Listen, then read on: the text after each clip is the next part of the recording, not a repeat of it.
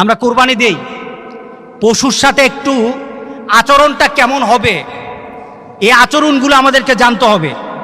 রাসূল সাল্লাল্লাহু আলাইহি সাল্লাম কুরবানির ব্যাপারে বলেছেন ঈদগাহে যাওয়ার আগে কুরবানি দেওয়া যাবে না। দ্বিতীয়ত, রাসূল সাল্লাল্লাহু আলাইহি সাল্লাম কুরবানি নিজ হাতে দিতেন। সুতরাং আমাদের একটা চেষ্টা থাকা দরকার, আমাদেরও একটা চাহিদা থাকা দরকার যে আমার কুরবানিটা আমি দেব। আপনি কুরবানি দেওয়ার সময় কুরবানির পশু যেন কোনো ব্যথিত কোনো কারণে কুরবানির পশু যেন ব্যথা না পায়, কষ্ট না হয়, এ প্রচেষ্টা করতে হবে। রাসূল সাল্লাল্লাহু আলাইহি সাল্লাম এই ব্যাপারে বলেছেন যে তোমরা তোমাদের কুরবানির পশুর সাথে ভালো ব্যবহার করো। কি ভালো ব্যবহার? রাসূল সাল্লাল্লাহু আলাইহি সাল্লাম আমাদেরকে বলেছেন যে তাকে জবাইয়ের ক্ষেত্রে তোমরা ছুরি ধার করো, ছুরিটাকে শান দিয়ে ভালো রাখো, তবে গরুর কাছে নয়, পশুর কাছে নয়। পশু যখন জবাই করবে আরেক দিকে শান দে, আপনাদের না, একদিকে পশু দ্বারা করো না, আরেক দিকে শান দে। রাসূল বলেছেন না, এটা করো না, তোমরা বরঞ্চ আগে থেকে কুরবানি দেওয়ার জন্য এটাকে শান দিয়ে রাখো। রাসূল সাল্লাল্লাহু আলাইহি ওয়াসাল্লাম নুদিফা ইহদাদু শারফাতিহি কাবলাল ইদাহা, কুরবানি দেওয়ার আগে তুমি তোমার ছুরিকে কি করো? ধার দিয়ে রাখো। রাসূল সাল্লাল্লাহু আলাইহি সাল্লাম কুরবানির ব্যাপারে বলেছেন যে ওয়াইজা যাবাহুম ফাআহসিনুজ যাবহা, যখন পশু জবাই করো তার সাথে তুমি ভালো ব্যবহার করো, ব্যথা দিও না, বেশি কষ্ট দিও না। তাকে ফেলে ক্যাবলামুখী করে, তুমি ক্যাবলামুখী হয়ে তুমি হাতে ছুরি নিবা, জবাই করবা। জবাইয়ের ক্ষেত্রে তোমরা কিছু নিয়ম নীতি মেনে সেটাকে অগ্রসর হবা, নিয়ম নীতি মেনে অগ্রসর হবা। প্রথম কথা হলো যারা ধরবে সবাই, শুধু যে জবাই করবে সে নয়, যারা ধরবে সবাই যেন তাকবীর পড়ে বিসমিল্লাহ আল্লাহু আকবার, বিসমিল্লাহির রহমানির রহিম না, কিন্তু বিসমিল্লাহ আল্লাহু আকবার, সবাই যেন এটাকে এইভাবে পড়ে এবং পরে যেন জবাই করে। সবাইকে পড়তে হবে, যারা ধরা থাকে সবাইকে পড়তে হবে। কুরবানি দেওয়া হলো, কুরবানি দেওয়ার সময় কুরবানির পশুর 4টা রগ যেন কেটে যায়।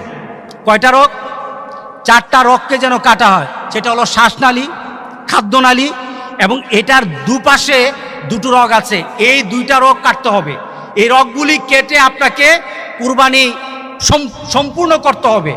তবে আমাদের সমাজে আমরা একটা ভুল কাজ করি, এটাতে কিন্তু কুরবানির অনেক সমস্যা হয়ে যেতে পারে।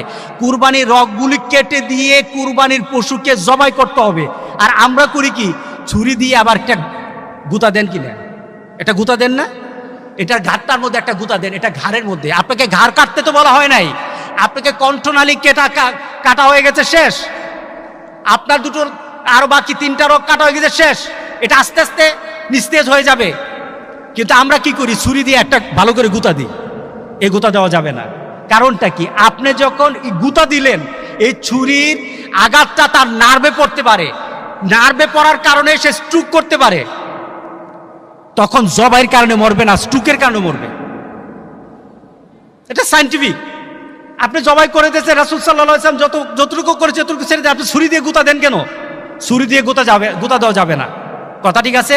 আমরা দেই কিনা? দেওয়া যাবে না, জেনে নেন। আরেকটা কথা হলো, জবাই করে দিলেন, এমন কিছু ব্যক্তিকে আনলেন জবাই করার জন্য, কসাই হিসেবে আনলেন, অথবা বন্টন করে এটাকে কুটে দেওয়ার জন্য কিছু লোককে নিয়ে আসলেন। তারা কি করলো? সময় তাড়াতাড়ি আরেকটা করতে হবে, এটা তাড়াতাড়ি ছুলাতে হবে। কি করে? জবাইটা করেই তার পাগুলি কেটে দে। এই জুলুমটা করা যাবে না, এটা জুলুম। কারণ তার জানটা কিন্তু এখন আছে, আপনি তার উপর আঘাতের পর আঘাত দিচ্ছেন। যতক্ষণ পর্যন্ত নিথর না হবে ততক্ষণ পর্যন্ত কি করা যাবে না? কি করা যাবে না? চামড়া ছোলানো যাবে না। আপনি পায়ের যে খুরের এখানে কেটে দেন, তার উপর কষ্ট হয় কিনা? রাসূল বলছেন ইহসান করো, আর আপনি দেন এটার মধ্যে জবাই করে, আরো জবাইয়ের পর জবাই করেন। হচ্ছে কিনা বলেন তো দেখি? হচ্ছে না? করা যাবে না, করা যাবে না। এরপরে দোয়া করবেন।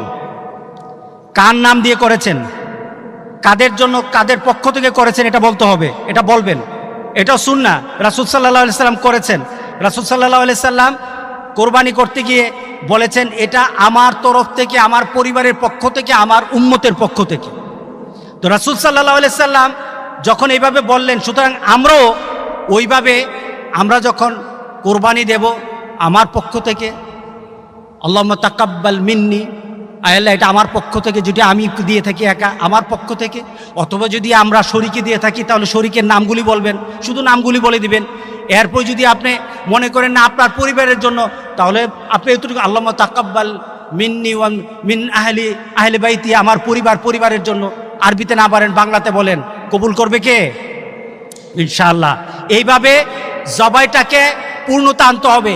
অনেক সময় দোয়ার পরে আমরা বিন্না সলাতি ওয়া নুসুকি পড়া যায়, এটার ব্যাপারে এমন কোনো কঠিনত্ব নাই বা পড়তে হবে এমন কোনো মজবুতিও নাই, কিন্তু আমরা যদি পড়ি, দোয়া করে যদি আল্লাহর কাছে বলি, মাবুদ ইব্রাহিম আলাইহিস সালামের কোরবানির মতো আমাদের কোরবানি কবুল করে নাও, নিজের চাহিদা পেশ করলেন, ইনশাআল্লাহ আল্লাহ সুবহানাহু ওয়া তাআলা আমাদেরকে মর্যাদা দান করবেন। আল্লাহ আমাদের সবাইকে কবুল করুক, আমিন বলি। এরপরে আপনার কোরবানির দেওয়ার পরে আপনার বন্টন, প্রথম কথা হলো শরীক যারা আছে শরীকের বন্টন যেন স্বাভাবিক থাকে। কথাগুলি শুনতেছেন কিনা? শরীকের বন্টন যেন স্বাভাবিক থাকে, সবার পরিমাণ যেন ঠিক থাকে।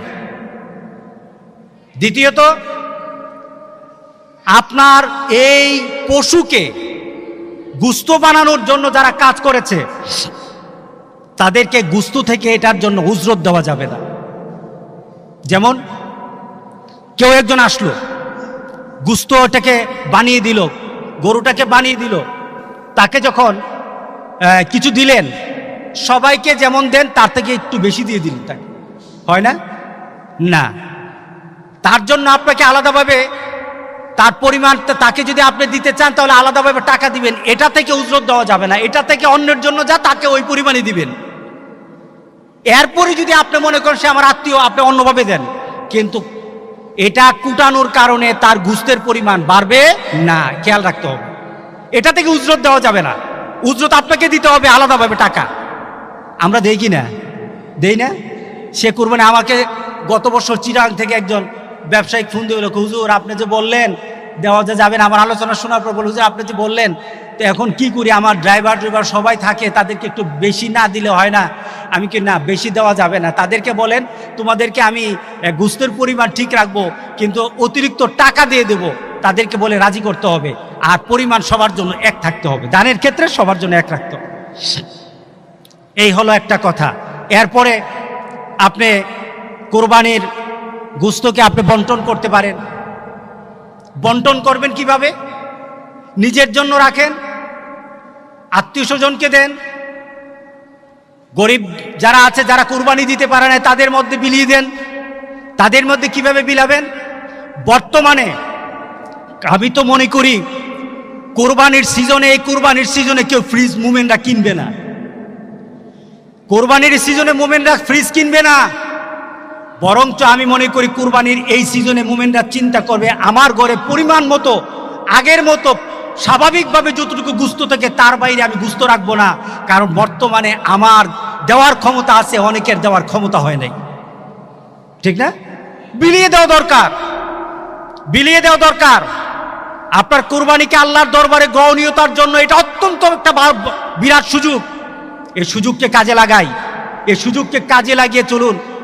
আমরা আমাদের পাড়া প্রতিবেশী গ্রামবাসী এলাকার কাদের বাড়িতে কোরবানির গোশত যায় নাই, কোরবানির গোশত হয় নাই, সে তার কষ্টটা আপনি বুঝবেন না, যারা দেই আমরা বুঝবো না তার কতটুকু ব্যথা, তার মনের মধ্যে কতটুকু কষ্ট আমি দিতে পারি নাই। আমরা তাদের সাথী হব ইনশাআল্লাহ। আমরা যারা কোরবানি দিই আমরা তাদের সাথী হব ইনশাআল্লাহ। বলি ইনশাআল্লাহ, বলি ইনশাআল্লাহ আমরা তাদের সাথী হব। আল্লাহ যেন আমাদের সবাইকে তৌফিক দান করে দেয়।